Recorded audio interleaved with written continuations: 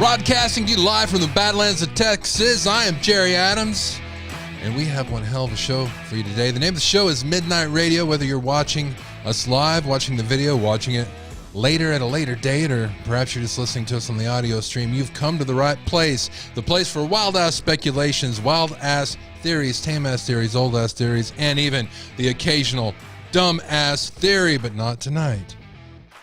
Well, I can't say that. I don't know what the phone line is going to bring in, which will open up in the second half. There's always room for dumbass theory. I love it. I love it. I don't care what it is. All opinions are welcome. I will listen to you. I won't disrespect you, and I expect the same from you. That is the rules of the show. Let's continue, shall we? I saw some people, one person in particular, said they don't care for the thumbnail much. Well, I don't either. I don't either. Thank YouTube, not me. I was talking about the YouTube algorithm recently, and somebody said this is the change in the algorithm is just because of the Idaho 4 case, and they're just trying to weed the good creators from the bad creators because of all the viewership that the Idaho 4 thing has brought. And that is, I don't know if I agree with that, because I have a system that, and I've played around with it, and it's pretty exact to exactly what the algorithm is. And what they want is the same thing Ashleigh Banfield, for example, gives you, which we're going to go over a little bit of that. But they're feeding right in the algorithm. They want the most sensational stuff, unbacked up by any verifiable information, just straight, it's shooting out of your ass like a freaking cannonball from a pirate ship across your port bow. That's what they want. That's what kind of speculations and with the craziest stuff. Anything that's reasonable, they block. That's not what we're going to have tonight. Wild stuff. I did find some wild stuff, though, but it's very true. There's one, I'm trying to remember her name. There's one person I'm trying to get on here. I didn't find her involved until this mess until later, which she was directly involved in it. Let me read her name to you. Hold on. Sleuthy Goosey. I found her involved in this information that, you know, some of you guys were wondering who Ashleigh Banfield's sources are. I found one of them, and she's crazier. As they say in Texas, she's crazy as a, well, I'll leave that up to you to decide. I'll leave that to you to decide. I'm also going to go over not just one, but two places on Reddit I found for people that love Bryan Koldburger. Matter of fact, do you like the artwork on the thumbnail? I'm glad you do, because I sure as hell don't. That artwork came from the Bryan Koldburger, a.k.a. Cold Nothing Burger, appreciation websites. That's right. They're also putting money on his account in the jail. By lonely women, I guess, lonely women. One's still active, and the other one I haven't seen anything from in about a month. So we're going to go over that tonight. Man, I've got just crazy Twilight Zone stuff, and this is all real information. But it's real, and it's right there. And there's other stuff that's not real, like the stuff I've heard about Anon Harsh, right? Saying that he's a suspect too. I looked at that information. It's complete bullshit. It's just somebody speculating for views. And put a pin in that. Stick it on the wall, see if it sticks. Come here, halfway through Kohlberger's trial, and guess what? No Anon anywhere, because somebody was pulling all that information out of their sweet hiney hole. Talking about sweet hiney hole. Here is your girl, Ashleigh Banfield. There's some information coming out that she came out with. So right before I get to her sources and the website that has nothing but women that love Kohlberger, I'm going to play this information straight from Banfield today, because you need to know where she stands right now. I think that's important. So let's play that right now, and we'll talk about it on the flip side. I know somebody else who gets a little agita when it comes to this, and that's Mark Garagos. And the reason I know Mark Garagos gets agita with it is because he has a lot of high-profile cases in his past. He's here to help me break this all down. Of course, you know him. He's a criminal defense attorney. He's the co-host of the podcast Reasonable Doubt with Adam Carolla. All right, let me set this. Hell, I would never do a podcast with Adam Carolla, just saying. Much less if I was a legal professional. but I don't know. Let me set this up for you. So for a week or two, perhaps 3, Ashleigh has been talking about XanaKernodle's mother and how she feels there's a conflict of interest with between the attorney, because she represented 3 members of a victim's family. And she's saying there's conflict of interest. The court, well, she's going to tell you what the court found no conflict of interest, and yet she still says there is. So let's play that. She just can't believe it. Ola. So Garagos, I said there were 2 issues that I found in this whole conflict when it came to Ann Taylor and the 3 parents. Number 1 was that they have to be okay with it, and clearly KayleeGoncalves is not. But then number 2, they have to be notified. And that didn't happen either, at least in KayleeGoncalves' case. So I want to get you to... It didn't, because she was on the run. She was literally a fugitive at the time with no home address. But I guess that doesn't matter. Facts don't matter all the time.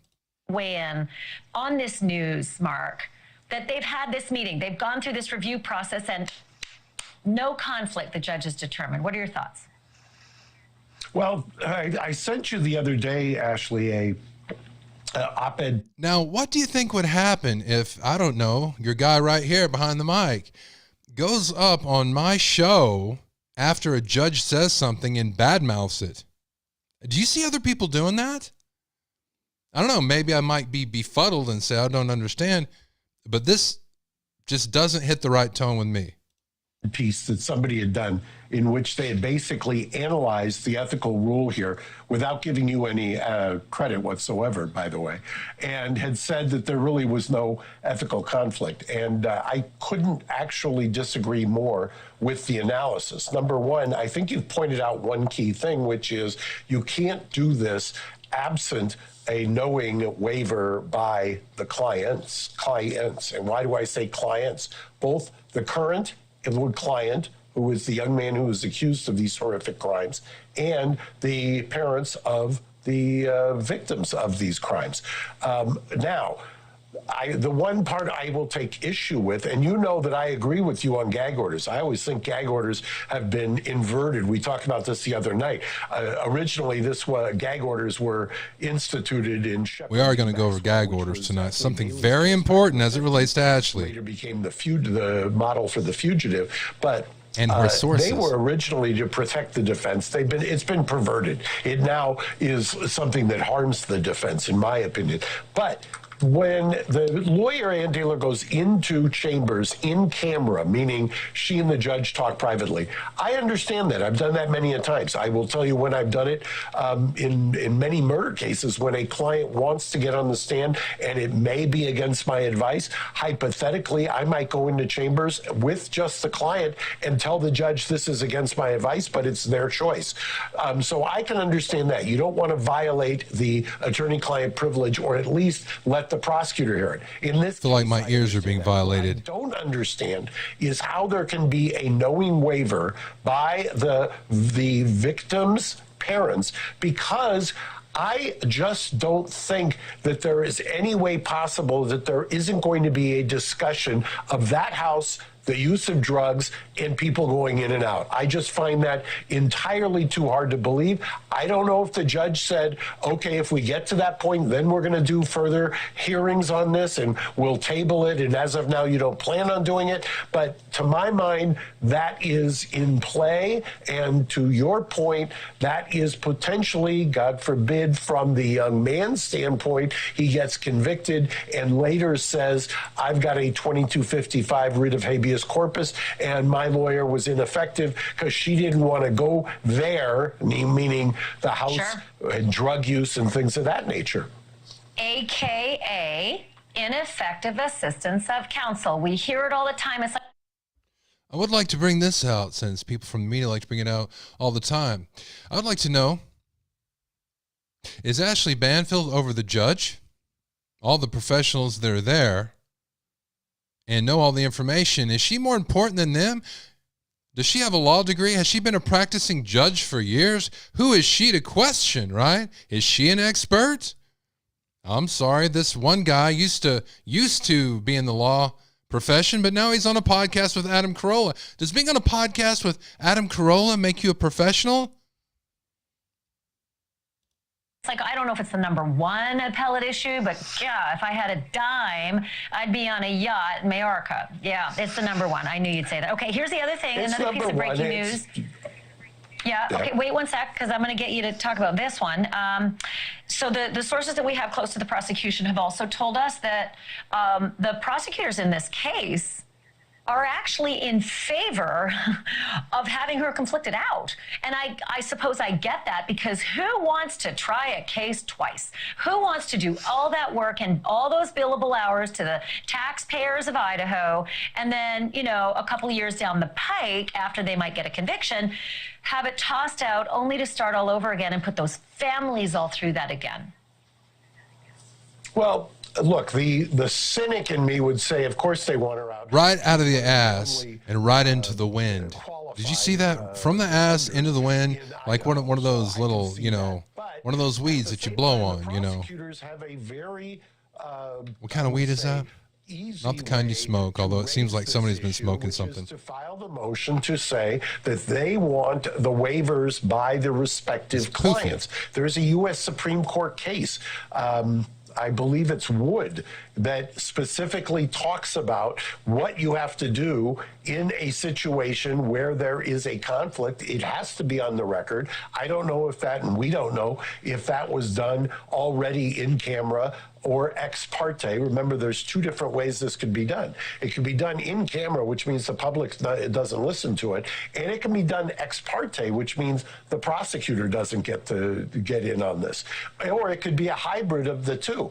But I would be shocked if the prosecutor hasn't at least filed the motion, maybe redacting what they think or what they think they know. But I'm surprised that so far, and I haven't checked the docket, maybe it's been done, that they haven't filed for this, because the U.S. Although I do want to say this, I found this gentleman to be more informed than Coffendaffer ever has been about anything. Supreme Court generally counsels that you do this. Thank you for watching. By the way, I looked up Coffendaffer a little bit, and she was apparently a firearms specialist in the FBI. So the things that she's talking about, yeah, a lot of experience in them, huh? Matter of fact, I got Coffendaffer right here. I'm not going to play this whole thing or even that much of it. This is the last thing I'm going to play before I go into the meat and potatoes of Ashleigh Banfield's sources for some of these wild things she's saying and the things that she was saying. And then we're going to go into the Love Fest, which is Bryan Koldburger's people that love him, the two groups. They're involved in that. And some of them are actual sources for Ashleigh Banfield. Twilight Zone. Here we go. Jennifer Coffendaffer, a friend of mine, former FBI agent who's been following this case very closely. All right, Jennifer, let's start with this this new development today of what the public defender is getting paid. I saw you just tweeted about it. What do you make of it? I was very surprised, and let me tell you why. She's a government county employee. I can tell you that the law enforcement officers that were investigating that case, those 60 FBI agents, the state detectives, their salaries did not get doubled because they were working a quadruple homicide. I've been trying to research. It's been a short period of time that I've known about this. I'm going to pause it right here and throw this up on the big screen, because I watched this on my big screen in my living room this morning, and I was taken aback when I looked at the wall behind her. Much like her own expertise, I see a lot of fakeness in the room there. Those aren't bricks. Those are some kind of decoupage he's sponged on the wall. I'm like, what? Why? Hello, 70s. Just saying. I've never known of something like this to happen with a public defender, to have their salary increased. Her previous salary was noted as $119,000 to $172,000, probably dependent on overtime figured into that. And now she could be making about $384,000, and that is without overtime. And her You're on your phone, really? Making $180 an hour for 40 hours. So this you guys want to see her? I'm sorry. It's a lot of money, and I don't understand how they can do it. So you're telling me I brought you on my show to tell, you're saying that you don't understand You told me what they did, and you told me you don't. Are you an expert? Why are you here? And that's why nobody does, interviews on my show. Nobody. Yeah, you make a good point. I hadn't thought about that. She made a good point that she doesn't know. Detectives don't get paid more money or anything like that. But I will say we have to remember this is a death penalty case. It's a death penalty case. It takes a lot of expertise. It takes a lot of expertise. A difficult case. I called a few friends of mine who were in the field before this, right when we found out. They weren't terribly surprised. They said they would have. So the experts who really were experts weren't surprised. Thought the number may have been closer to $100 an hour, but certainly when you add it all up, and $384,000 a year, I think that came as a surprise to a lot of us. Okay. All right, people. I know there's a lot of allusions to how much radio people make, or even or what the hell, a news person. I was looking for a new job, as you guys know, and to be an on-air personality for NPR, and this was one of their top shows, All Things Considered. Do you know how much they were paying for that? It was $50,000. That's it. I'm like, what? That's it? I'm just saying. So how much do you think O'Brien makes? Well, I know that a technical director makes about $55,000. I say he'd be lucky to clear $65,000. Let's move on. Ashleigh Banfield that's a lot of money for him. Of exclusive reporting over the last week or so. Last night, really a big development with what she reported about the 911 call. She says that according to her sources, it was Ethan's best. Oh, I got some good stuff about this 911 call. Friend who made the call from Dylan's phone. You'll remember that was the morning after the murders. We didn't know who made the phone call. Now, according to the sources, it was Ethan's best friend. All right, let's talk about this real quick. Switch back. Thank you, Bryan. Thank you, Kohberger. All right, so let's replay this in our, let me just recap it. I want to replay it. We played it the last episode about Ashleigh Banfield's sources for the 911 call. She just said sources. She said she had multiple sources. And she said this. She said that it was Ethan's best friend who came over, found his body and Xana's body. And he used Dylan's phone to call 911. And there's been a lot going around about Ashleigh Banfield breaking the gag order. She hasn't been gagged. She hasn't been gagged. Let's go over, without pulling the gag order up, because I really don't feel like I need to, because what I'm saying is so basic. We know the lawyers involved in the case and the law enforcement can't talk about it, but in every gag order I've ever seen, do you know who else can't talk? Anybody that's going to be called as a witness in the case. Now, do you think that, I don't know, the person that discovered the body is going to be called as a witness? I think so. So, this means that in reality, Ashleigh Banfield is putting people at risk.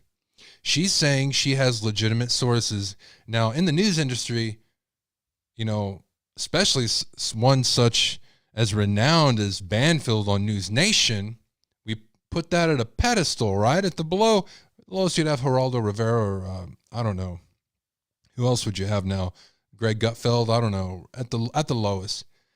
But even News Nation would be a little bit higher. That means that your sources would be firsthand. It wouldn't be hearsay. If you have a reliable source, this would be somebody that was there, somebody who would not be allowed under the gag order to talk. Okay? So if you have real information, as far as a 911 call, you would have to have them or somebody who was there actually giving you that information for it to be a reliable source, worthy of broadcast on this esteemed internet streaming institution. So we'll assume that's what she says. 2, or we'll assume that's what she has. 2, maybe she's bullshitting. Maybe. I'm not saying she is. Regardless of what I'm saying, I still like Ashleigh. That could change. And does it even matter? Who the hell am I? But if she's bullshitting, and I have some evidence that looks like she might be, she's just been getting the same kind of information that we've had for months and reporting it later. and saying it's verified. Now, the law enforcement, the court who ordered this gag order, might have an obligation at some point to check into her sources. She doesn't have to reveal them, but sometimes they can press it, which would cost News Nation a whole lot of money. And without talking about election fraud, but not as it relates to election fraud, but when Fox was talking about election fraud and that one company that was being slandered by him, and everything else, went after them, they can do that. And it gets to the point where you got to reveal your source of your information, depending on how much money the person's willing to spend on it. So I'm just saying the 9/11 thing on its own, the 911 call and where that information came from can, not saying it will, but it can be an issue, a legal issue if pressed. It can. I don't give a damn what they say. They're not saying anything, but what they're saying has about as much gravitas as stepping on Cheetos, But let's continue here and let's look at what I found about Ashleigh Banfield's sources.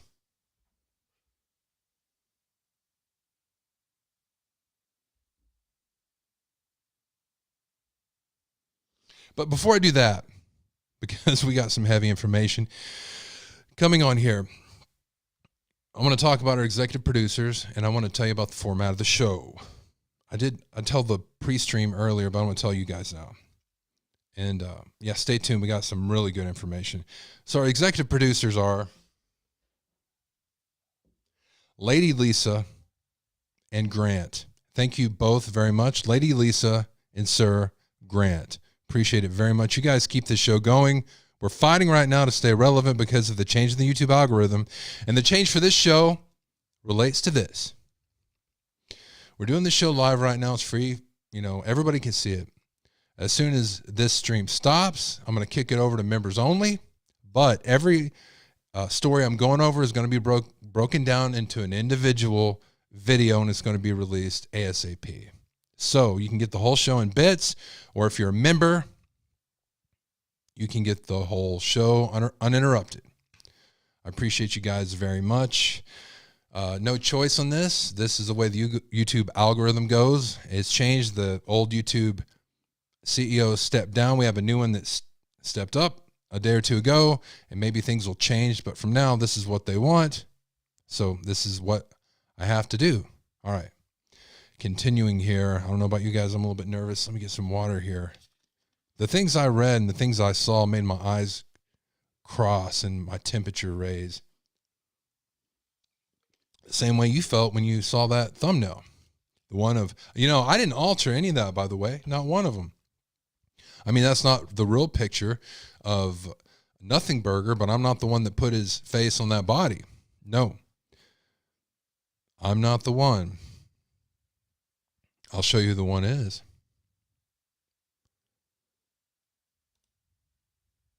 So there's a website. It's not a website, it's Reddit, really, is what it is. Holy moly.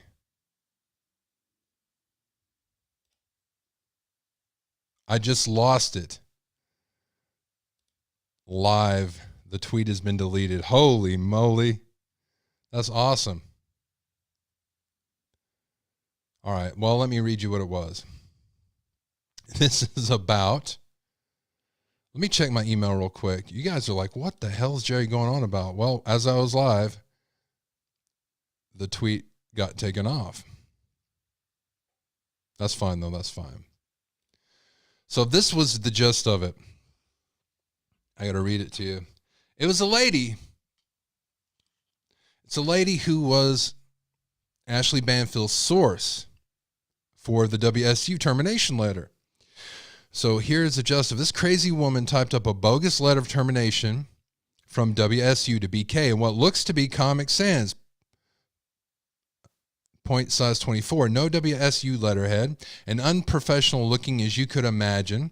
She says the United States of America in the address at the top. Banfield ran with it.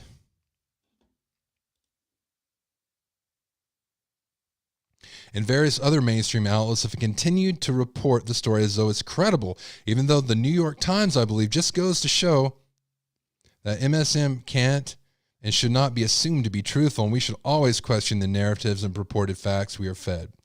They love to shade independent journalists and YouTubers as web sleuths, but on the whole, they actually tend to show their sources when claiming to have factual information and make clear what is simply speculation and analysis. Banfield is much better than a lot of MSM, and even still, WSU made a statement that student privacy laws prevent them from sharing BK student records, and that BK is not currently enrolled at or employed by the university. Well, obviously he's in jail for the second semester, so that says nothing of being terminated of his TA position. Speaking of BK's employment, I wonder how long it'll be before we find out that he did get that internship with the Pullman Police Department, why none of those MSM reporters are looking into it. All right. Her name was Gigi. She has 400 followers and a blue check. All right. Gigi was the one who reportedly gave this letter to Banfield. And not only that, but Gigi, the thing that got the thing that got deleted that we can't watch right now was her going off like an insane woman to Sleuthy Goosey, and she was also going off on Koffendorfer.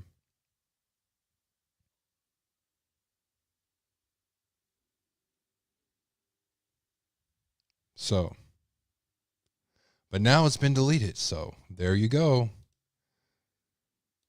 I'm going to see if I can find some more of her stuff, because she had some crazy. Here it is. Oh, you're so lucky. Here. All right, this is crazy. This is a lady reportedly, supposedly, speculatingly, gave the goods to Banfield.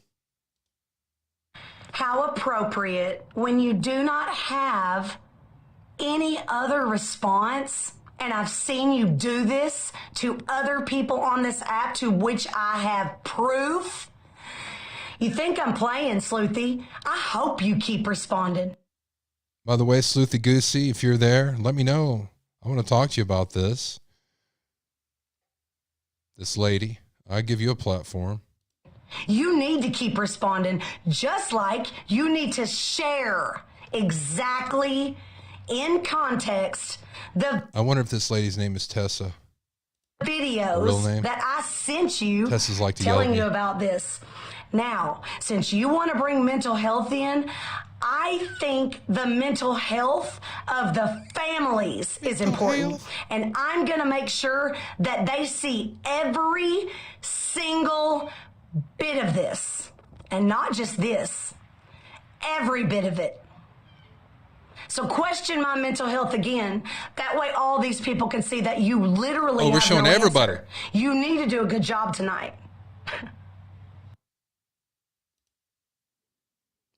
She's a lady down on love. I'm going to have to play that on my next set. Midnight Radio pre-show. And I will let you know, you let me know that I have proof that your people came and did it. People. You are continuing a narrative that you continued long after I blocked you. Long. So did Koffendorfer. Koffendorfer. Talking about, well, maybe she retyped it. You mean to tell me that you don't have a problem with Koffendorfer having read part of it to her? And you're her bestie? I even sent the personal message to her for you. That was right before she deleted a bunch of stuff out of her inbox. Now, what we're gonna do is we're not gonna question people's mental health anymore. If you want to make an impact in this world, you need to get yourself in check, and I'm not gonna stop until you do the right thing. Do the right thing.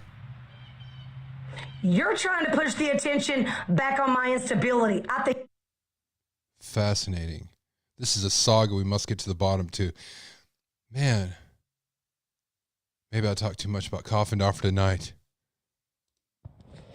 So M. Walsh, Armchair PI, this other guy that's girl, whatever, that's won't shut up. It must be me. Who else? Chef Dizzy. DJ Smelly people Willis. That follow Jen and they don't hate on her. Bunch of people that follow you that don't hate on you. Okay? So when I come to your page and I see you write something like, I'm going to deal with this BS so we can move on. Salute, if you had looked at the data way back then, you would have already connected way more than you connected. You're focused on what Dylan said, what this person said, what this person said. You have facts about Kohberger, and you are diverting it. And I want to know, do you have a reason to influence the narrative? Because this is alarming. I'm shocked. I got to know how this concludes. This doesn't have a lot of views. These people are kind of elf-important.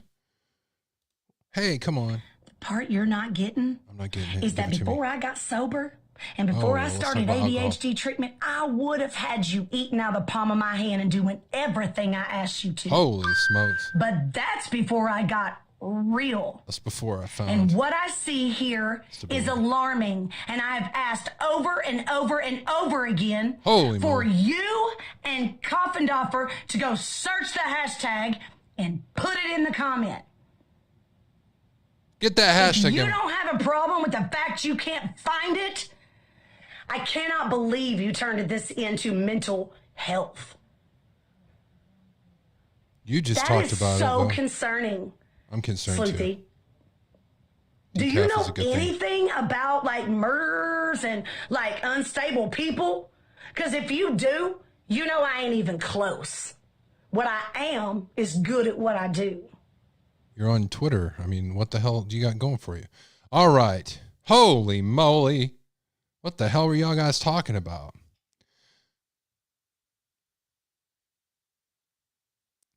Replying to, I don't even know who these people are. Anyway, here we go.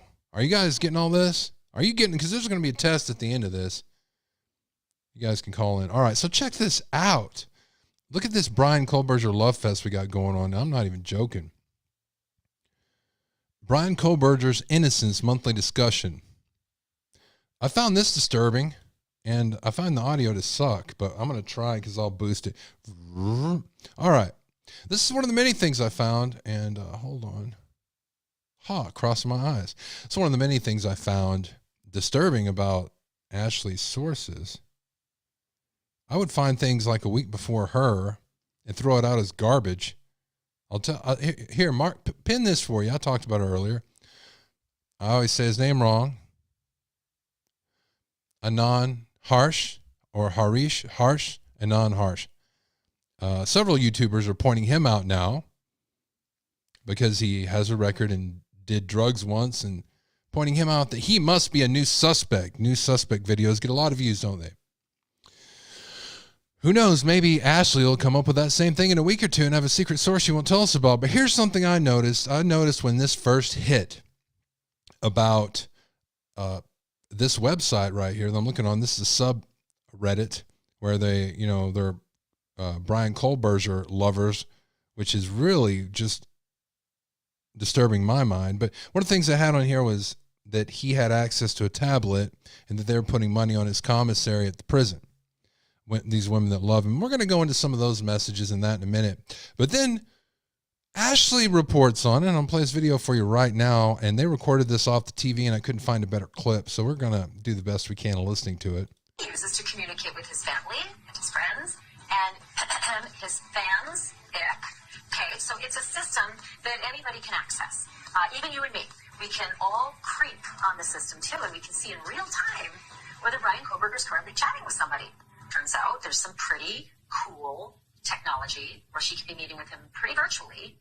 COVID was really big on advancing this and making it ubiquitous. But our team did some digging, and we discovered this very interesting communication privilege that is now part of Bryan Kohberger's life. It is a tablet that he gets to have in his cell, and he can communicate with his lawyer. He can communicate with his friends, his family, his fans, anybody who he accepts as part of his contact list. I want you to see which other alleged or convicted killers, what they've got access to in terms of the tablet use throughout the day.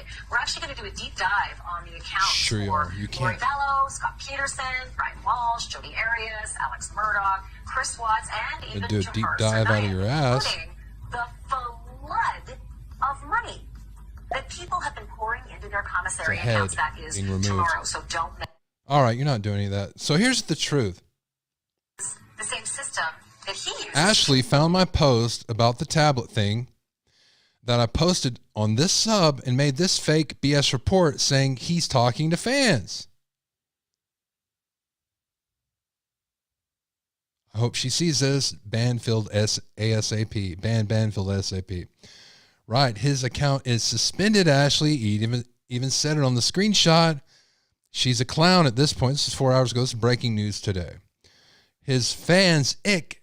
Isn't she supposed to be a journalist? He hasn't even been convicted yet. She's saying this as a journalist on a news channel. This is what the people are writing there in the comment section. It's not even accurate that he has communicated to anyone outside his family and lawyer. And two, since he hasn't even had a trial yet, exclaiming her disgust that he has fans without context presumes he's guilty. What if these people are supporters who think he is innocent? I know that's not the case for some of them, but I am saying in theory, there are those who support him because they believe he is innocent. I personally believe he is guilty, but I'm not a journalist on national television. Prudent Cup. BK came up as a match for me on Bumble today. I said he was online, so I swiped right despite being like, oh crap, it's Kohberger. I like a little danger in my life, keeps things interesting. I messaged him, sup, I hope he answers. So I know for a fact that BK is using Bumble to get prison dates, even though I saved absolutely zero evidence of this. His profile says he's hoping to keep it casual, but wants kids someday. Source me, a Reddit rando. Are these her sources? Are these the sources she used? I can verify that story about the tablet came out and what it was and how it was misrepresented by her and how it blew up or is going to blow up. Hers came out a few hours ago. You're hearing mine now. Disturbing. Let's look at what else we have here. This was very odd, and I got more coming up in a minute.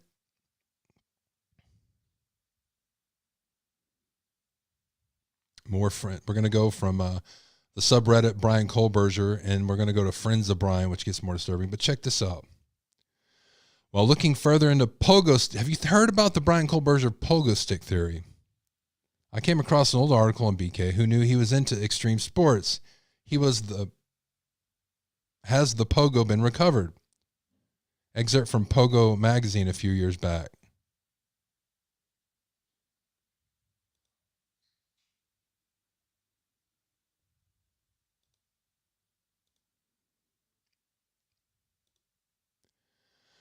While looking further, O'Brien soon grew up to become an extreme sports enthusiast, but he was looking to do more with his passion. That's when he remembered his love for the pogo stick and how much that concept has stuck to him even as a kid. Therefore, he wasted no time and started experimenting with the pogo stick to redesign it better. His idea was to convert the pogo stick from a mere children's toy to a high-flying extreme sports vehicle. Eventually knew that in order to turn his vision into reality, he would have to work up the design to assist modern technology incorporation, resulting in the world's highest performing pogo stick. Bryan's stated goal was to be able to pogo onto a second-floor deck and peer through windows. The gag order has prevented much info from being shared until the trial, but there is info on BK out there. It remains a working theory. He pogoed onto the deck as evidenced by the pogo stick leaving circles in the driveway. He pogoed back to his car and waited for his next confrontation with his professor. Can't wait till June to figure this all out. I wonder when this, or if this is going to be reported on Banfield. Just thought. All right, I think it's time for us to go.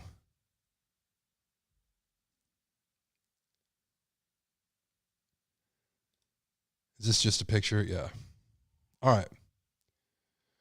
The New York Times took it from her too. Nobody has yet explained why a source would give her the letter and not the newspapers, or not to sell it for that matter. Is this a woman from Arkansas who claims to get information from dead people? The video she's posting on Twitter make her seem a little bit unreliable.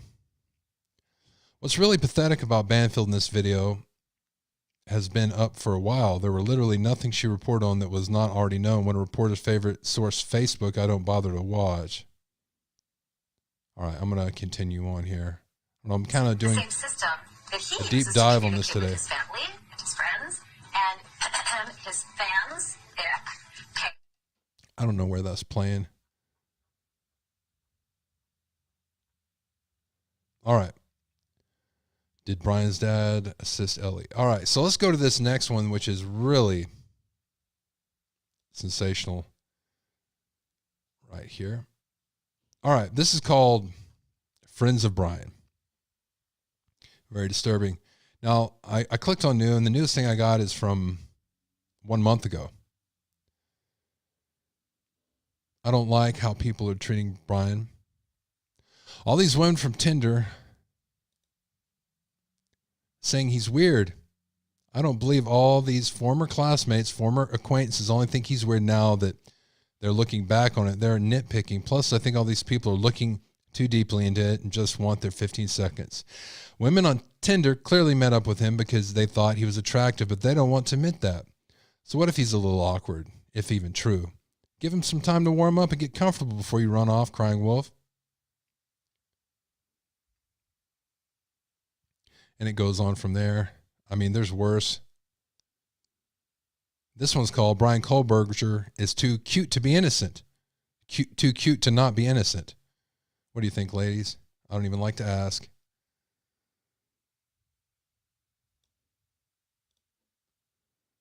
Somebody made this.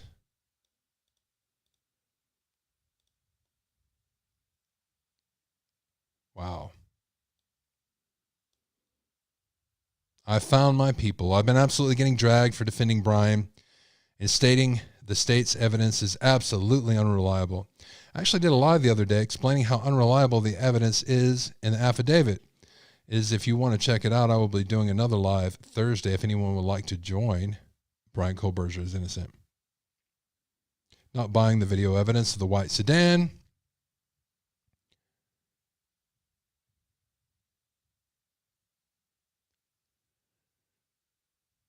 Oh, here's my favorite, and we'll move on. This is from Dainty Diapers, January the 3rd. Innocent and beautiful until proven guilty. At Bryan Koldburger could slay my hot, steaming ho anytime. At bryanchristopherkohberger. At murder myva. Yes.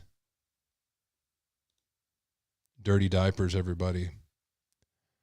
Some of the people commented on this saying, truth right here. Would pretty much bet that's a male edgelord posting it. This is enough to make me want to leave this discussion. Effing weirdo. Hoping that's not her face on the avatar. You dirty dog. Ooh, that's one classy lady. New picture of Bryan, supposedly an upload. Date of 2016. So there's a new picture for you if you guys want. I'm going to put a link to everything I'm going over in the show notes.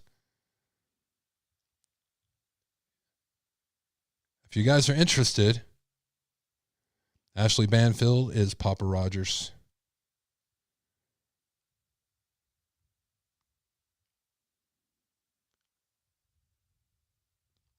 Here's an update. Idaho quadruple murder suspect Bryan Nothingburger's parents are still in touch with his former Pennsylvania public defender, Jason Labar. Labar said Kohlberger's mother, Marianne Kohlberger, still supports her son despite the evidence laid out against him in a probable cause affidavit for his arrest with the connection of November 13th. She would first and foremost put out her heartfelt sympathies for the four families. All right, we've already listened to that.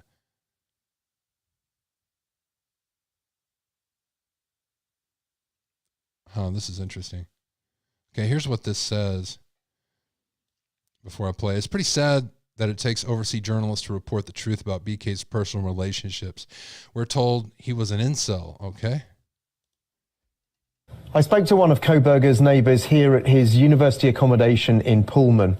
He didn't want to go on camera, but said he frequently saw Kohberger in the company of an Asian girl, often laughing and joking. On the night of the murder, he saw him right out here, acting normally.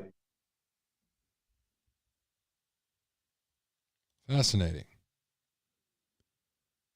What to make of that? Let me continue on here. There's the pogo stick theory. All right, we're going to go off. We're going to leave. Since someone killed Idaho 4 topic right now. So for those of you that are here for the Idaho 4, we're now leaving that topic. So just letting you know, but I got some stuff about the Delphi murder is breaking as of today. Check it out now. We're hearing from the defense saying that they would be, quote, shocked if they're ready for the trial by the end of this year. This week marks 6 years since someone killed those two young girls, Abby Williams and Libby German. And today their families were in the courtroom as the man accused of killing them appeared before a judge. Tonight, our Karen Campbell joins us live in the newsroom to explain how it all played out in court today. Karen? Hey, and Felicia, Richard Allen appeared via Zoom from jail for today's hearing about scheduling a new date and time for a bail hearing. Attorneys representing Allen said they just received evidence from prosecutors Monday, and that was not enough time to hold a hearing originally set for today on whether Allen should continue to be held without bail. Now, defense attorneys expect to review all of the evidence to take anywhere from 4 to 8 weeks. And as for when Allen's trial might take place, that will be discussed during a bail hearing on the morning of June 15th in Carroll County. Also, starting May 1st, we know judges will now have the option to allow news cameras in the courtroom. But the question becomes, will Judge Gull allow this in her courtroom? In the newsroom, Karen Campbell, 13 News. Thank you very much, Karen. Let me see what I just did. I hit a button. I clicked on something. Oh, Delphi, India. Very nice. Oh, and I can't click out. Awesome. So, bail hearing set for suspect in Delphi murders.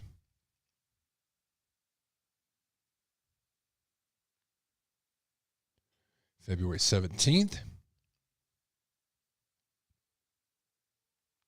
Allen's attorneys asked the judge for more time and for a trial to be delayed, and the prosecutor is not objecting. The defense team court filing on February 7th claims they have not yet received all the evidence from the state and won't be prepared for February 17th. That's today.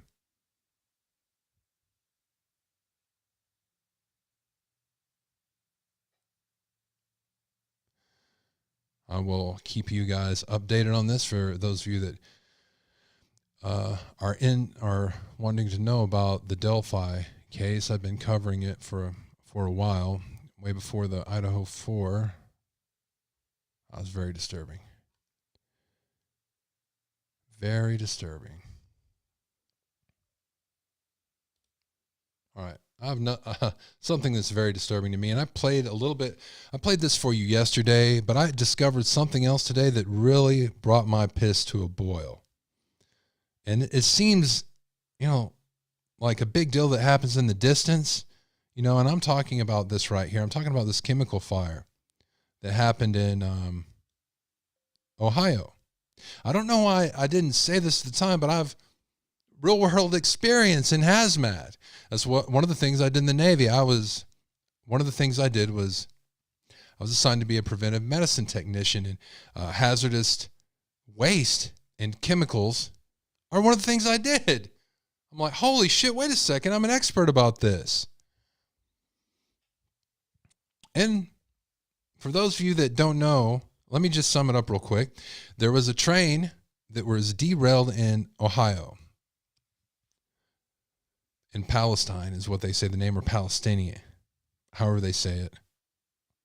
I used to live in Ohio. We'd call it Palestine.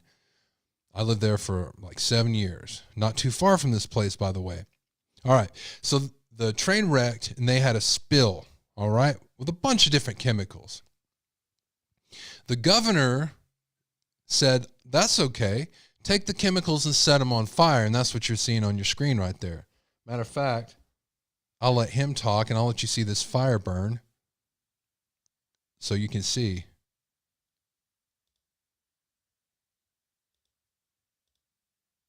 All right, there we go. The governor said burn it. What the F? What the F? Do you know that there's certain things you do? You have a list of logical things you're supposed to do when chemicals are spilled, and burning it is not on the list. It's something that you should avoid. You should have had the damn fire department there to make sure it didn't burn. Let me show you guys. Here's the rules of hazmat right here. The following steps should be taken during spill cleanup. Prevent the spread of dusts and vapors, neutralize acids and bases, control the spread of the liquid, absorb the liquid, collect and contain the cleanup residue. Dispose of the waste, decontaminate the area and affected equipment. Not set the sumbitch on fire. The governor, Mike DeWine, should be held responsible. He should be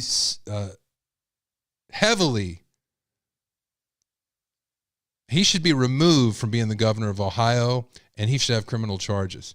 You do not put chemicals on fire. Why in the hell would he possibly want to do that? I'll tell you why. Because he doesn't give a damn about the people. And the reason why he did it is because it was easier for the railroad. Well, the easiest thing for them to do is, instead of ordering all the things that soak up this big mess, which would be, the polystructural material, much like water beads, it soaks it up, that come in packs, these gel packs that you dump, and they pick it up and they haul it out of there. No, that's what they're supposed to do. Let's just set it on fire. Don't worry. I'm the governor. I won't get in trouble. You won't get sued, because that's what the law will be. Safe, and it'll be faster for you, so you can save some money and donate to my campaign. F you, Mike DeWine. I'm moving on. That is not something you do with a chemical spill. Never in a million years. Control burn my ass. Let's go over this. This is what's shaking in Florida for any of you that might be living in Florida right now. I heard this, thought it was crazy. Let's go over this a little bit. I got a lot of the Murdoch trial coming up too, by the way. For those of you that are involved in that, I have some stuff coming up. Prostitution operation in Polk County. Sheriff Grady Judd and a joint task force announced that the Operation Traffic Stop netted 89 people for soliciting sex and 111 for prostitution over the 7-day sting. Judd says USF sophomore and wide receiver for the Bulls, Bailey Purcell, was negotiating sex in exchange for money. He posted bond and was released from jail earlier today. You almost want to feel sorry for him. He's a kid. He said, "Can you call my pastor? But whatever you do, don't call my parents." Tells me he's got some really good parents at home. I believe they will correct his mistake between the parents and the pastor and the court system. USF Athletics responded with the following, saying, quote, "We are aware of the situation involving walk-on wide receiver Bailey Purcell.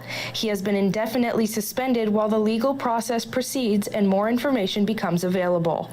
Zoom Show, a FICO software engineer, was arrested on prostitution charges as well, but Judd says he admitted to going to USF football games to look at the female students. Judd says 14 of the 24 possible victims are in the country illegally. 13 came from Cuba.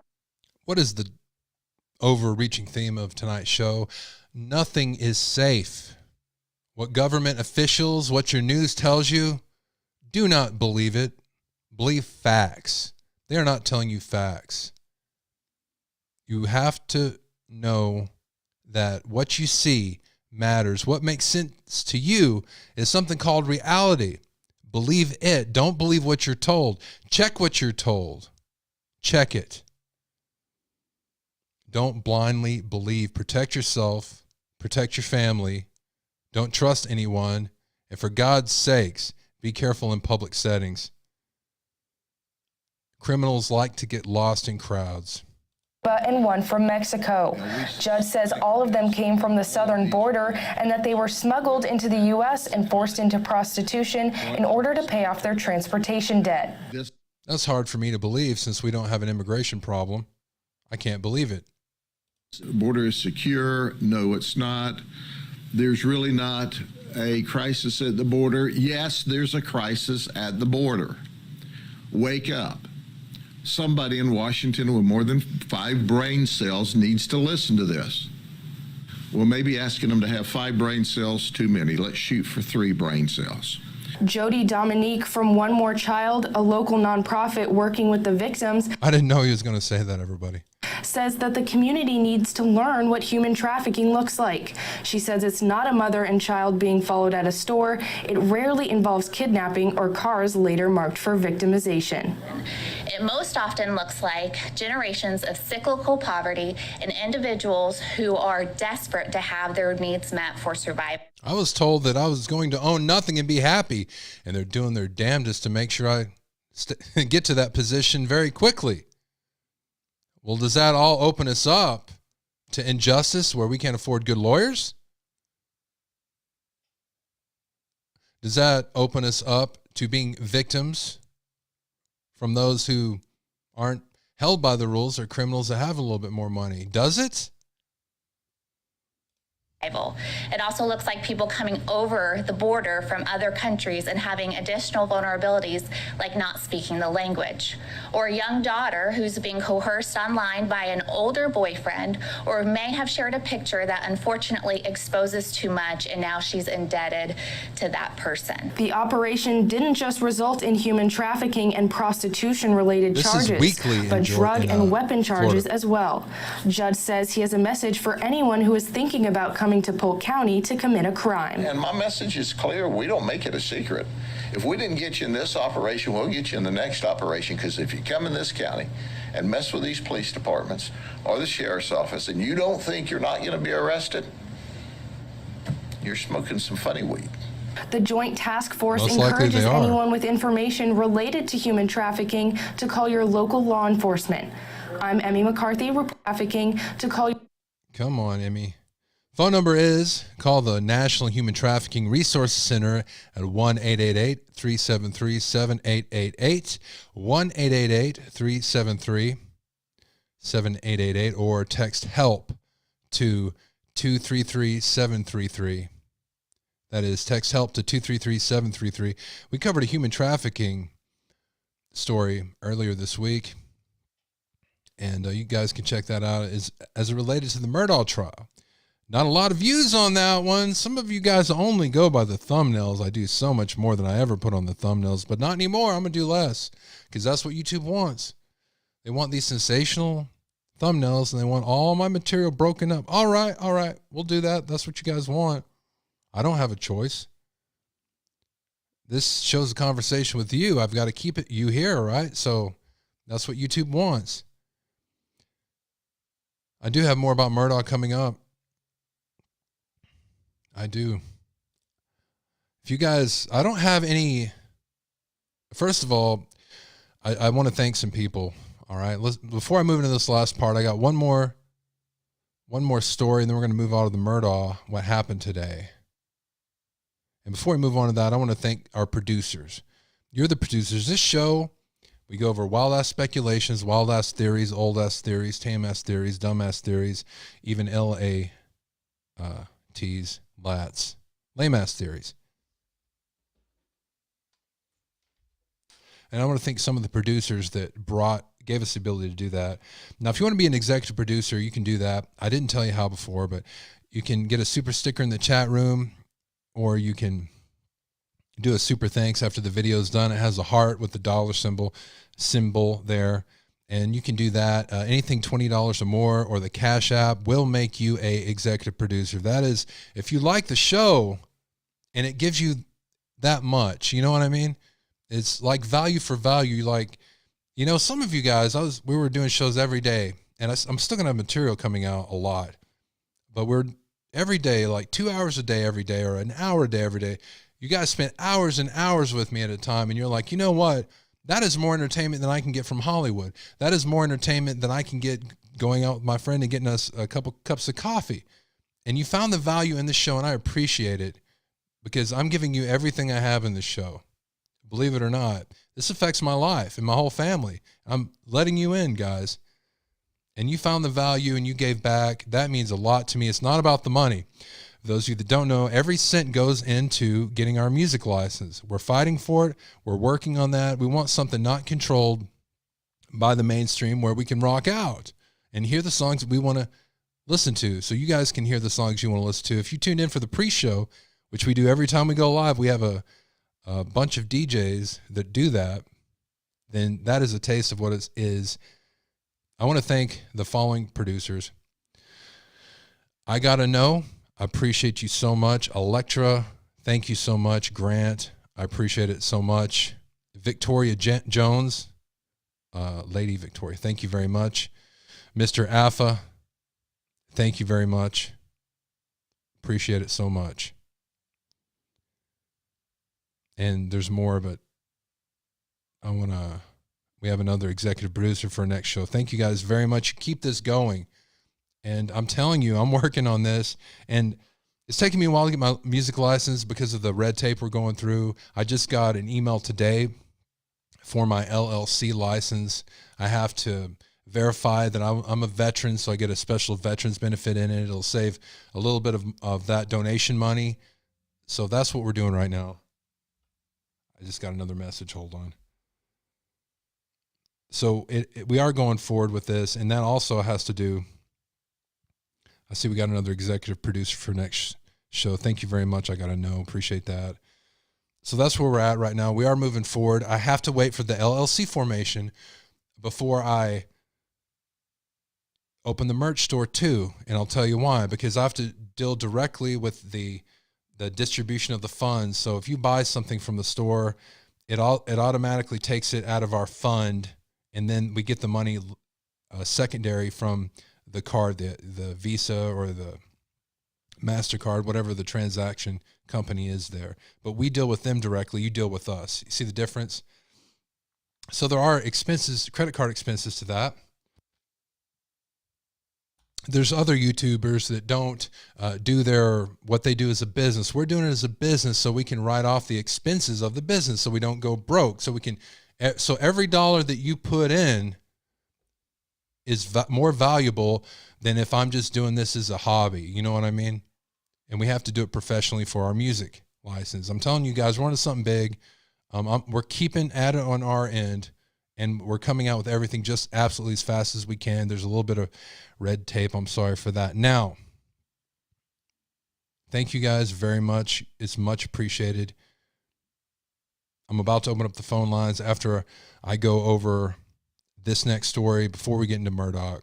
You guys haven't sent me any voicemail messages. Whenever we're doing a live show and you guys want to put in a voicemail message, you can do that. Just do 325-261-0892.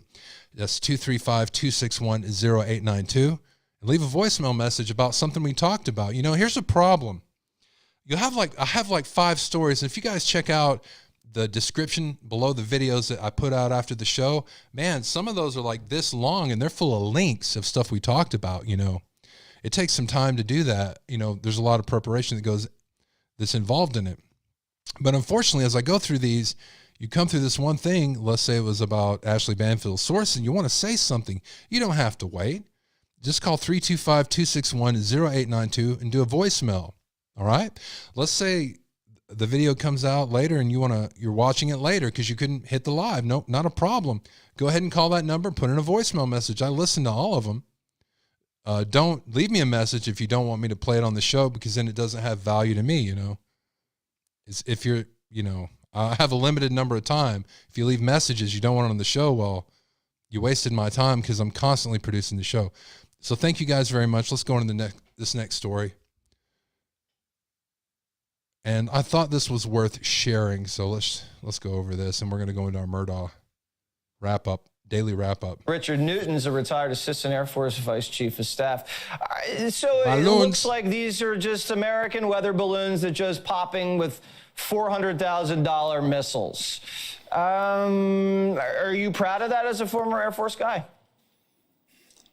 Well, Jesse, what we do know is that first off, the Chinese are conducting a global spy campaign with these balloons, and there's, I think, a significant threat to the United States. Period. Dot on that point. The fact that whether or not we're able to, we had one shot with an F-16 that was unable on the first shot with an AIM-9X Sidewinder shoot down. These are very complex, very complex mission. Again, we are not trained or they designed, certainly the F-16 or the F-22 to go after a slow mover such as a 5 or 10 knot balloon. I can tell you that at USAF Weapons School or certainly at Top Gun, we don't train. This isn't in our playbook, but nonetheless. You know what? That's something that hasn't been brought up. It's very impressive that they're able to use a missile to shoot a balloon. Seriously.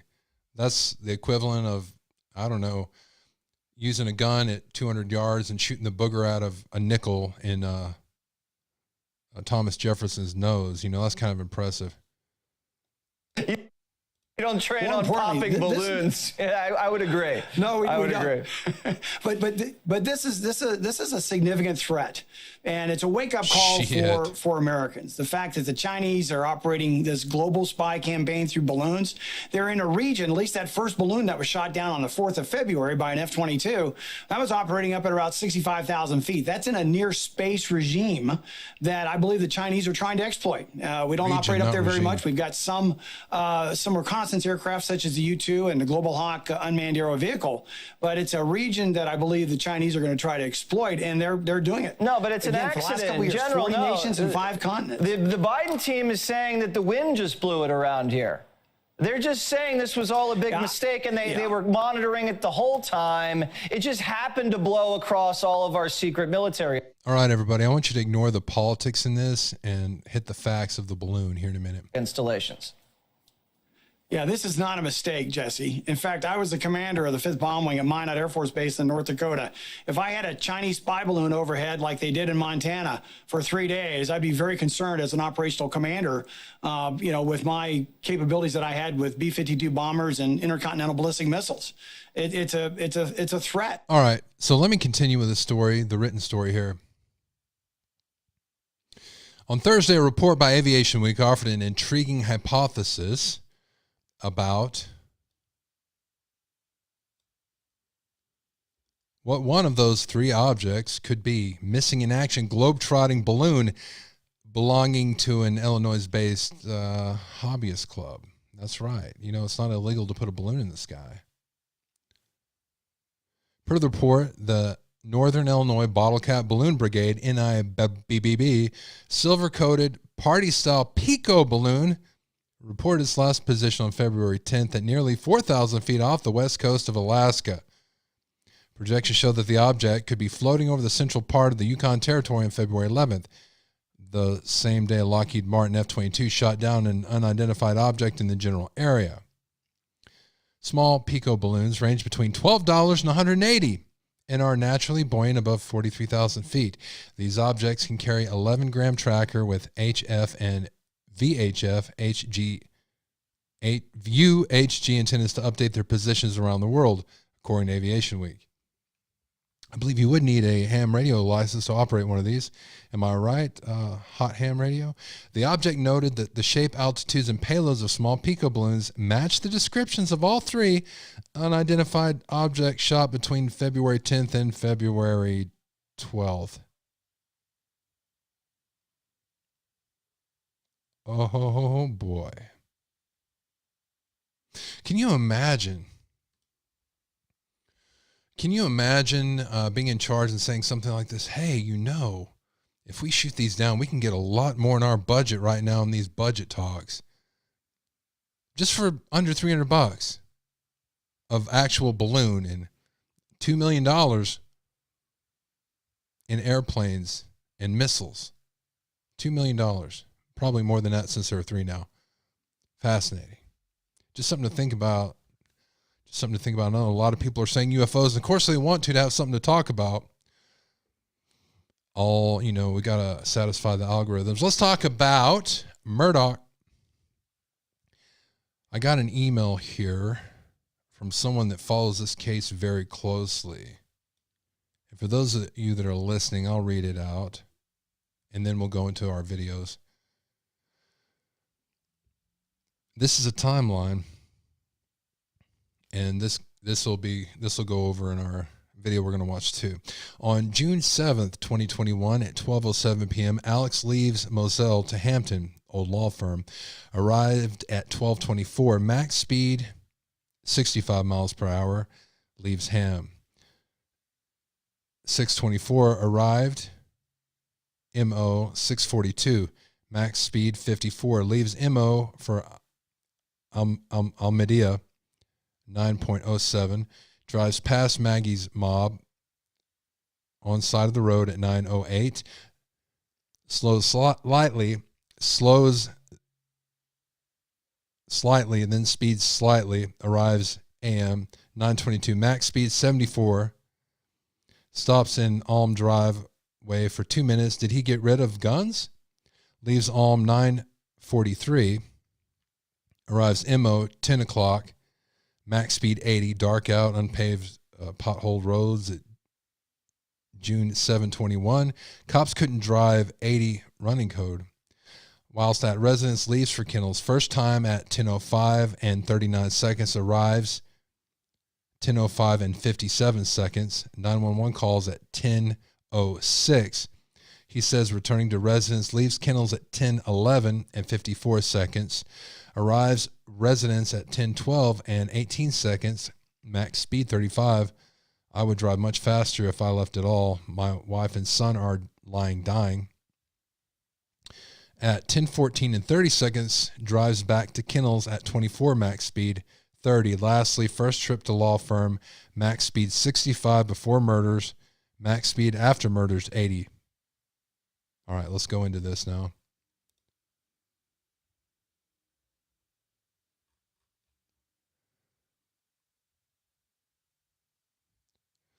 So apparently, right before the murders, his wife found his pill stash.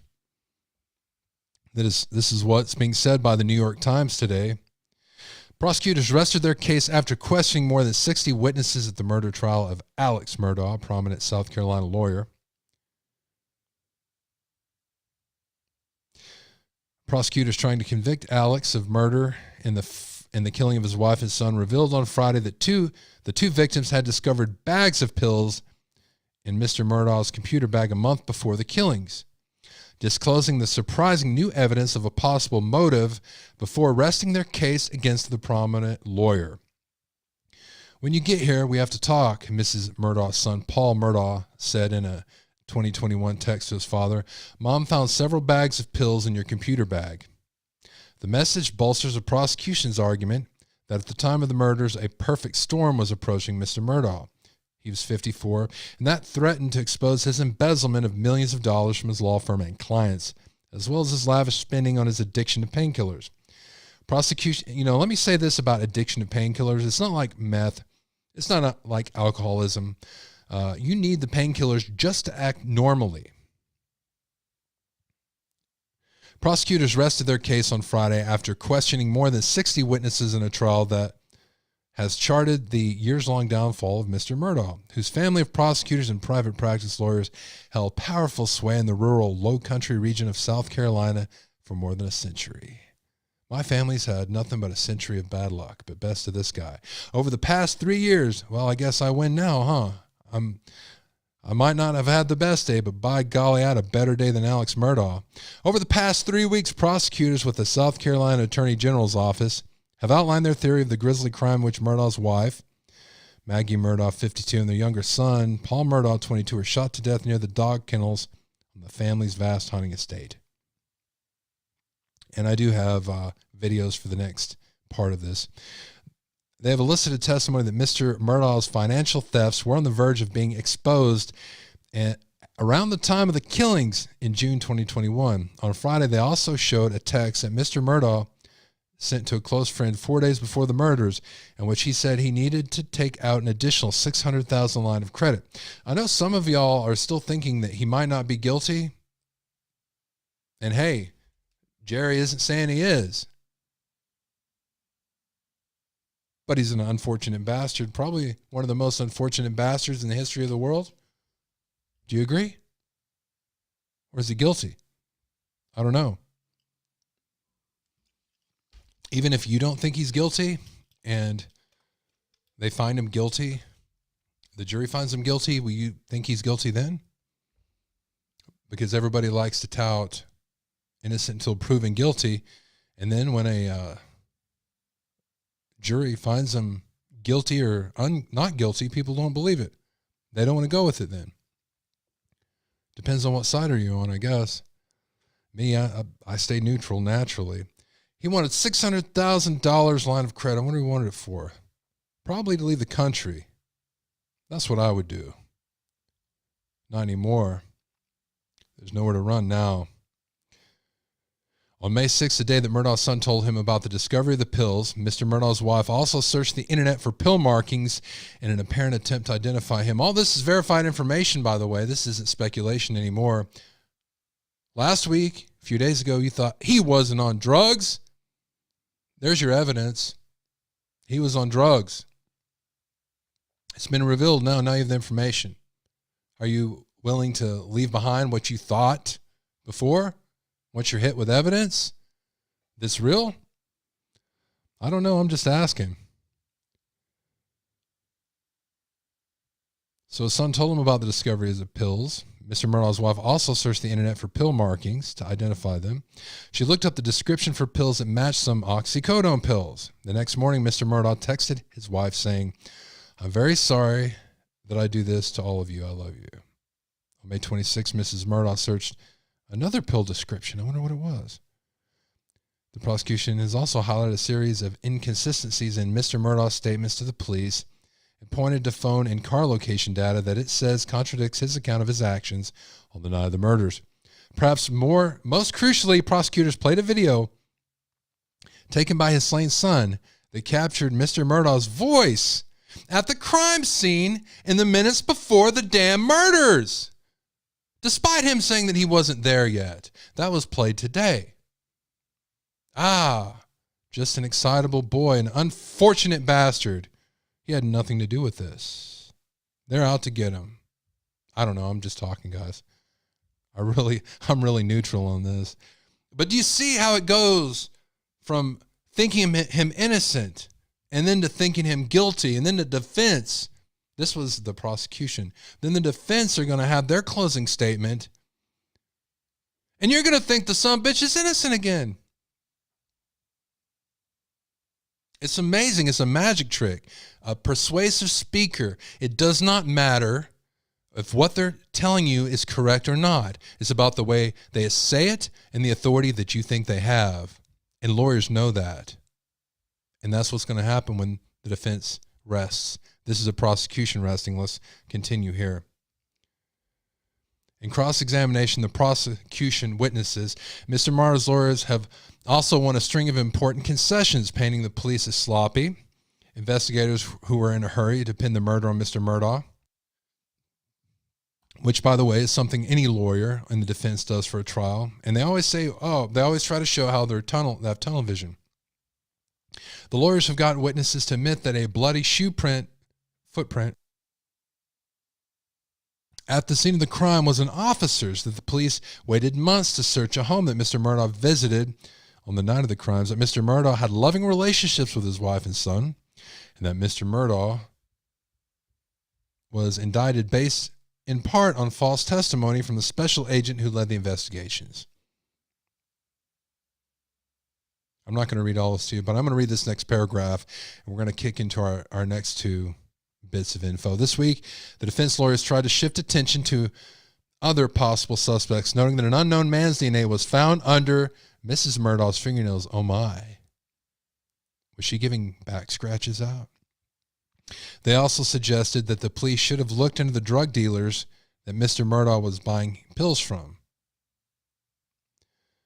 which he said he did by writing large checks, sometimes for as much as $60,000 in a week. Lord have mercy. Don't let Bryan Inton know this. He might change his occupations. To a distant cousin who is purchasing the drugs from Cousin Eddie. Those lawyers look so cool, don't they? All right, let me go to my next story about this trial. I'm going to put all the links in the show notes. Guys, if you're into Murdaugh, which I mean, man, it's just interesting to me, the drama, when they finally actually present their cases. All right, let's play this video, and I'll hit you on the flip side of this. Alex Murdaugh double murder trial is underway. The judge decided to move forward with the trial despite 2 of the jury members being out with COVID-19. The disgraced South Carolina attorney, you'll recall, is accused of murdering his wife and son back in June of 2021. Prosecutors are questioning investigators about the night of the crime as they look to wrap up their case. CBS News national correspondent Nikki Batiste has been closely monitoring every aspect of this trial, and she joins us now here in the studio. Hey there, Nikki. It's so great to have you back from South Carolina. Tell us what we're hearing from as prosecutors begin actually winding down their case. So today, right now on the stand, we're hearing from a SLED investigator, a state investigator who led the investigation. We were just watching some interrogation video where he's talking to Alex, and 2 points to note.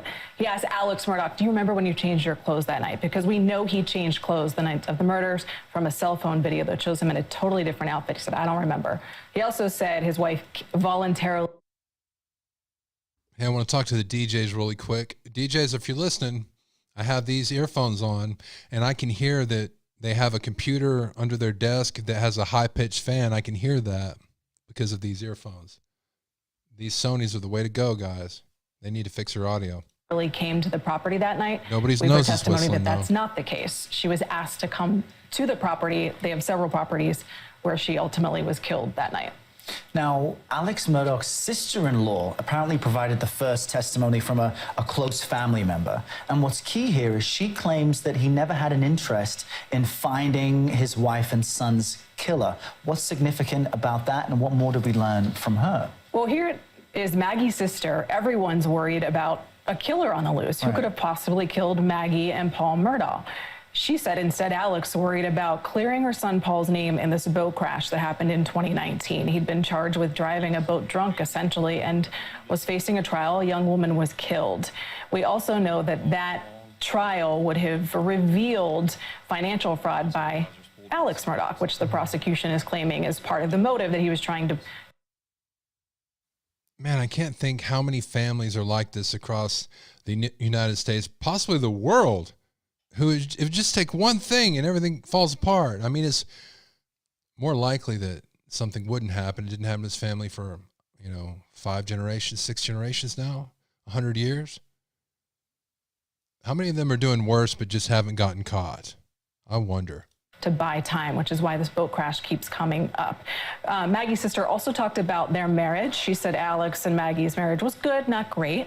We heard about this. This is what jurors could not hear, the judge decided, but we did hear about an affair that Alex Murdaugh had 15 years ago, but her sister said it still bothered Maggie. And we also heard that Maggie's sister was worried about Alex and her surviving son Buster's safety until September. And in September, a few months after the murders, Alex Murdaugh ultimately admitted that he tried to fake his own suicide, asked someone to shoot him to make it look like a suicide so he could get $10 million in life insurance money. Which is another crazy aspect that as we shorthand this trial, we don't even talk about half the time. And I just want to add that actually the judge decided this morning to not allow testimony about that incident into the trial. And a lot of viewers, a lot of the media was wondering if Curtis Smith, the man he asked to kill him, would testify. Right. So now we think he probably won't. Well, speaking of people who may or may not testify, Alex himself might take the stand in his own defense. What are the chances that might actually happen, Nikki? And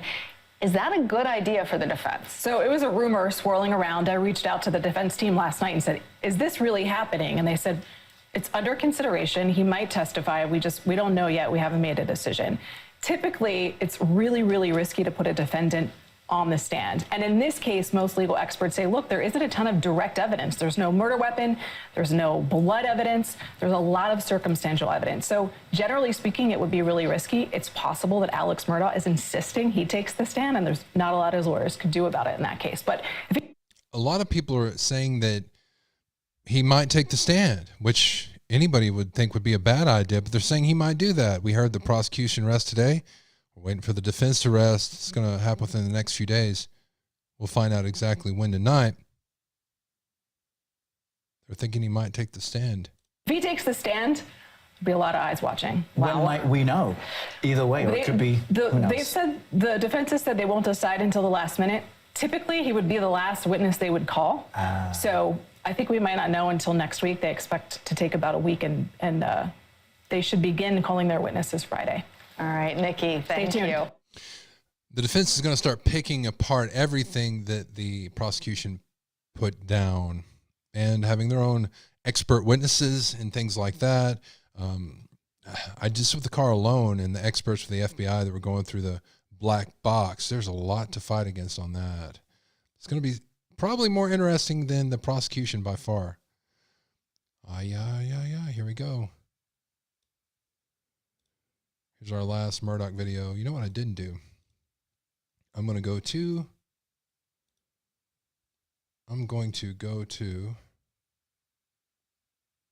voice and open the phone lines in case somebody wants to discuss.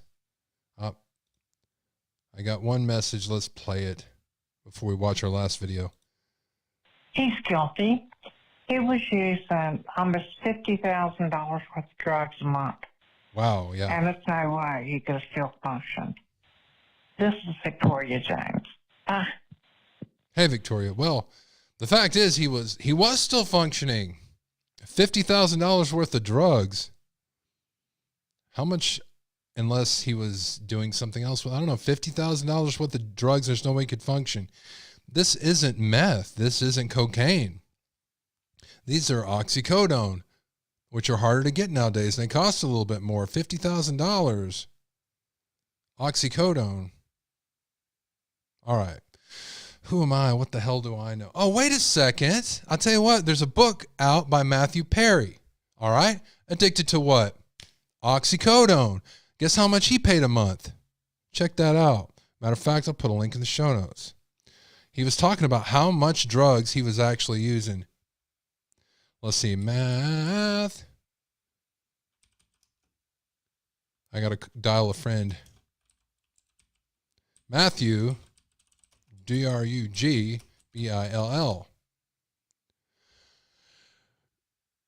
Matthew talks about drug addiction in real time.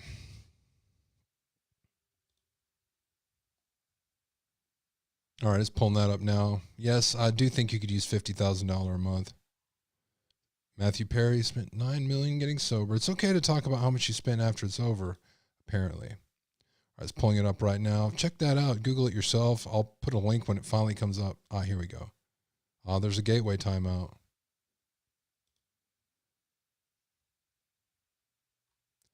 All right, let me just get how much money did Matthew spend on drugs?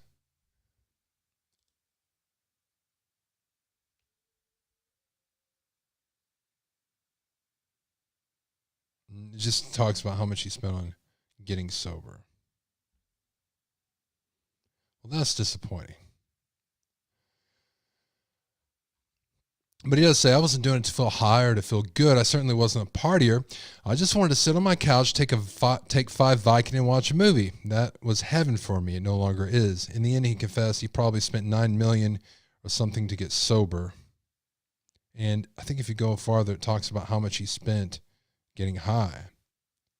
But if it was worth $9 million to get sober, how much do you think he spent getting high? If he considered $9 million a deal. Drugs are expensive, people. Don't do it.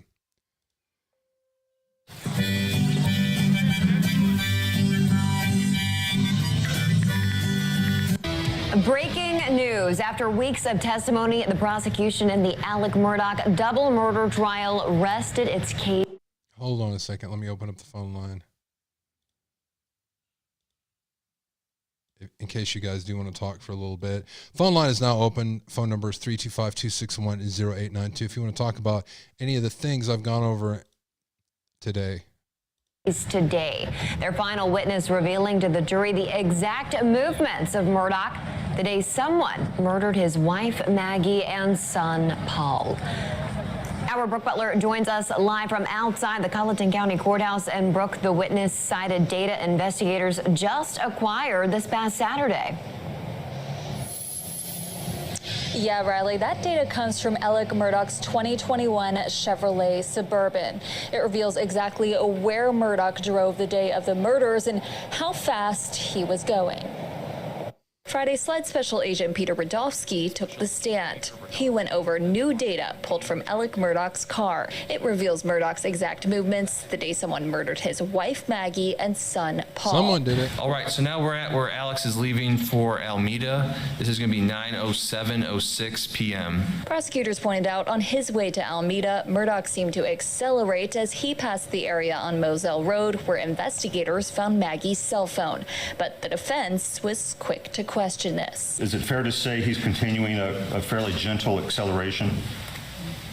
I would say so, yes. Radofsky testified Friday. Data shows Murdaugh was only at Alameda for about 20 minutes the night of the murders. Murdaugh previously told investigators he had been there 45 minutes to an hour.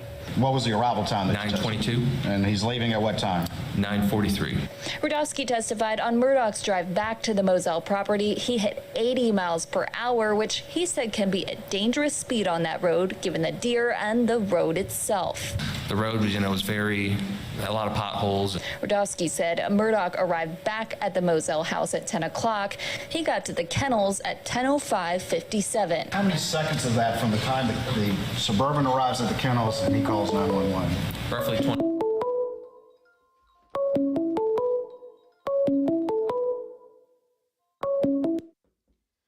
Midnight caller line. This is Jerry. Who am I speaking with? Oh my goodness, this is Hot Ham Radio. Sorry. Hey, it sounds like you. You don't sound like Susan. I don't? No. Or I do? You sound like you.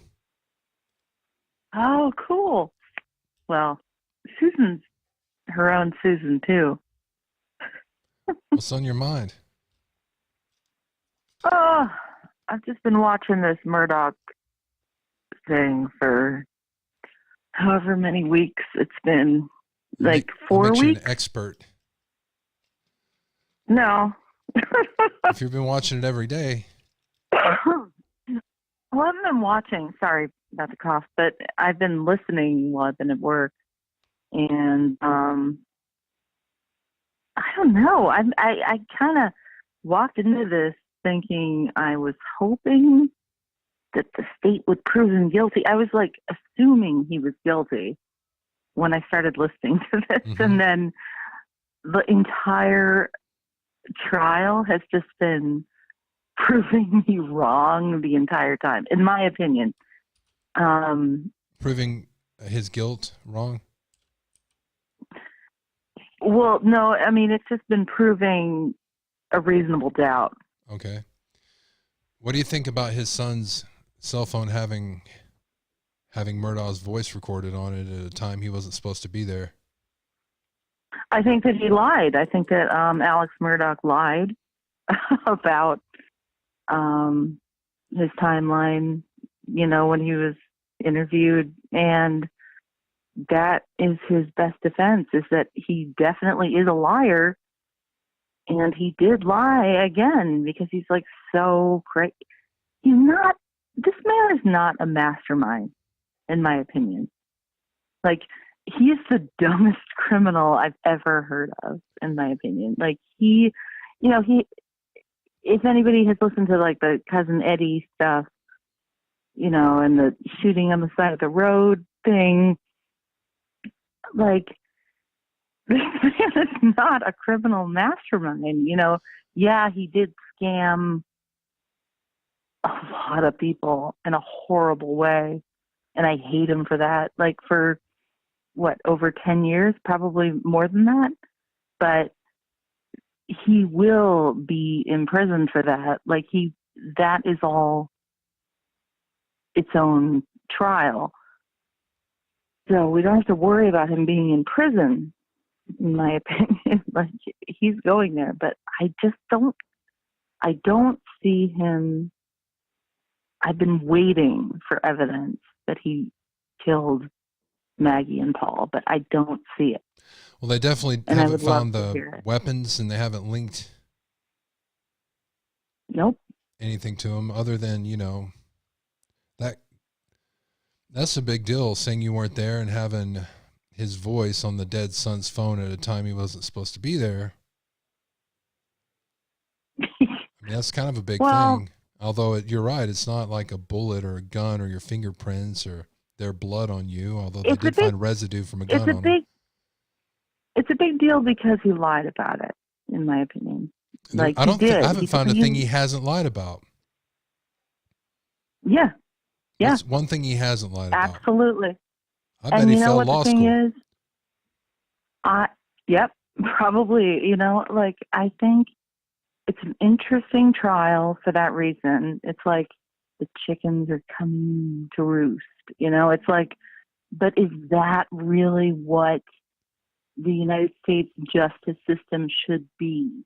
Is that the standard we should hold ourselves to if we're going to be members of a jury, you know, if we're going to be lawyers, if we're going to be anything, if we're going to be judges, if we're going to be in the media? I just, it seems like it's all BS if we don't hold that standard up, which is our legal system, which is they have to prove, the jury has to understand that he is guilty beyond reasonable doubt. You know, there's no reasonable doubt. That's the only way. There's a difference between doubt and reasonable doubt. It's not. Yeah, there is. It's not that he's guilty beyond any shadow of a doubt. It's reasonable. Well, doubt. that's why I believe, in my opinion, I believe that like our children and our children's children should all be taught in the United States. I want my child to know her rights. I want her to know the legal system. I think that should be something that's taught from like elementary school in this country. If this is what we're dealing with, we have to teach our children what their rights are, especially in their own states, because I don't think many people understand it in this country at all. You know, someone has a good point there. They say, what was that good point? Oh, we haven't heard the defense yet. We haven't. That's coming up. No, I know. And that's why I got really like into it again today, because it's been literally, sorry, my not air conditioning, but my weird, whatever this unit is that turns my heat on.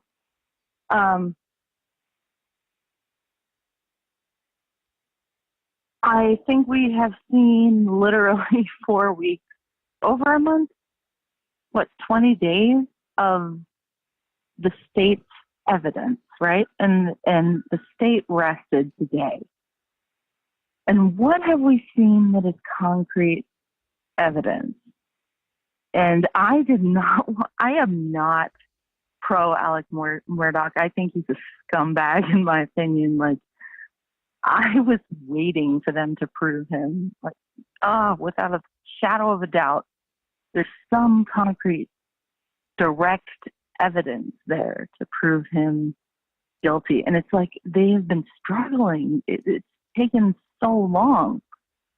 So I'm excited to hear what the defense has to say.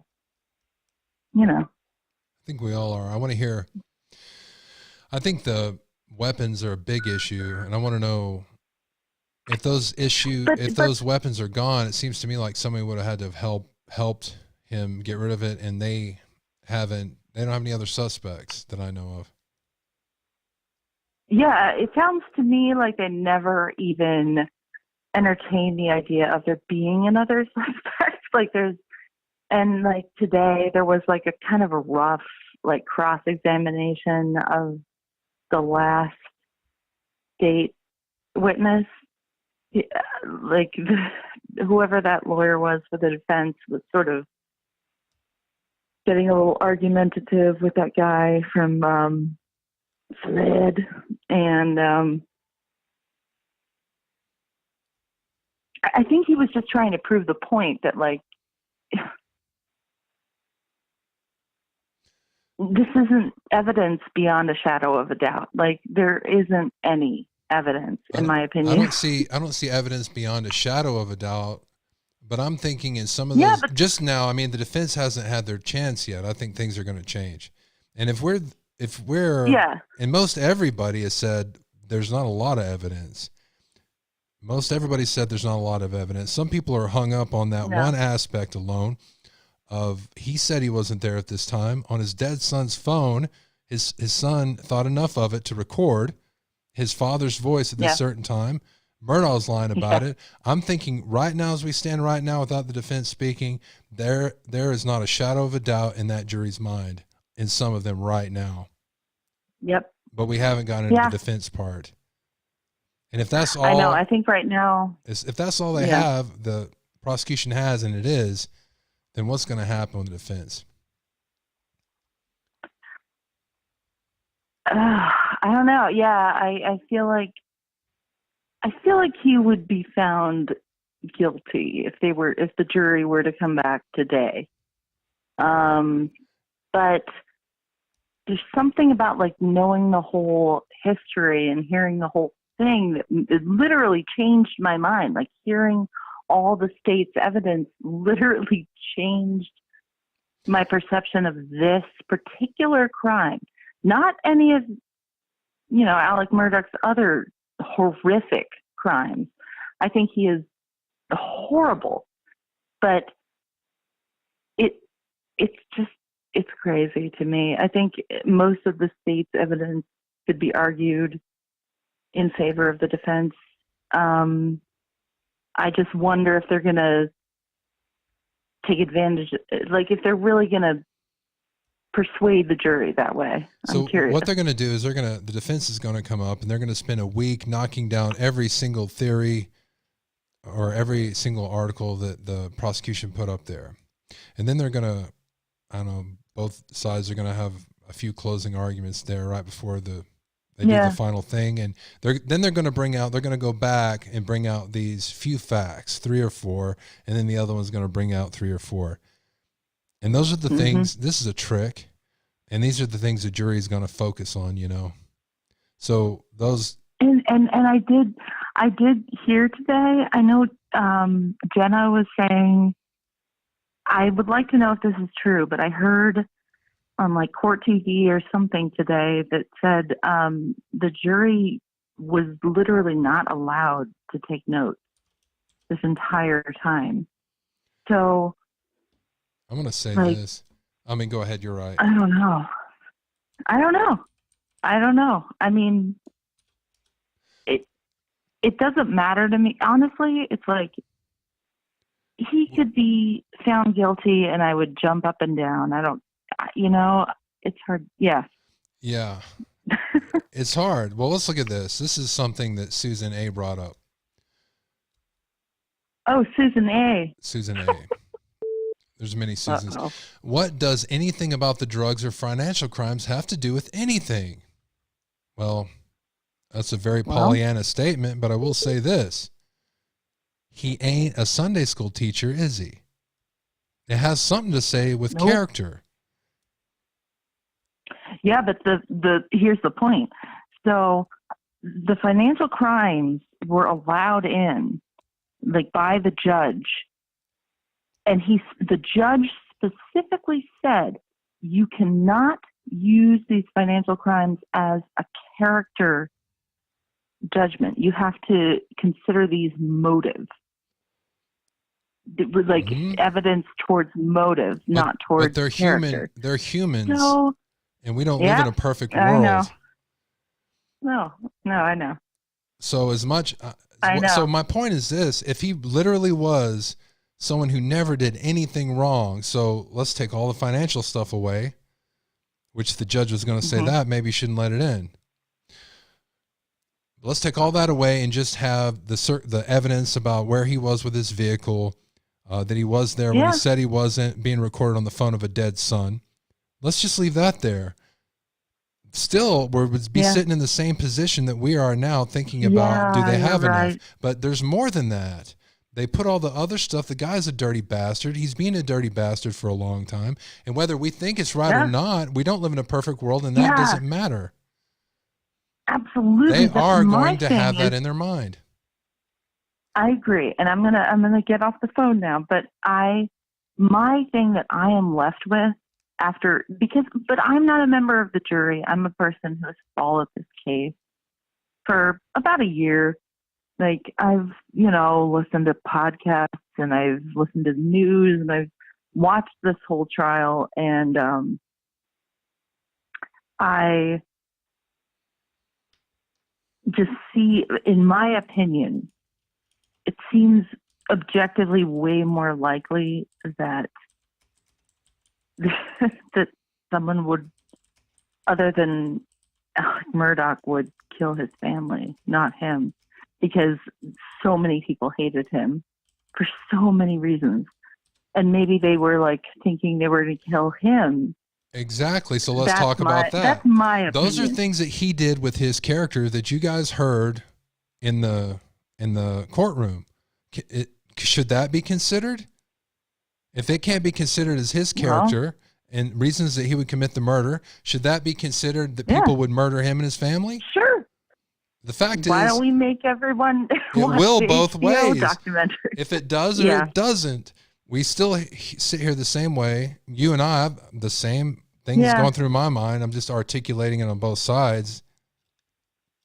We're still just sitting here, with our finger going, but we haven't heard the defense yet. I know, and it's taking forever. By the way, there is a documentary, the Murdaugh Murders documentary on Netflix. Have any of you guys watched it yet? I haven't seen that one. I've just seen the HBO one. Okay, it just dropped like 2 days ago. Oh, so interesting.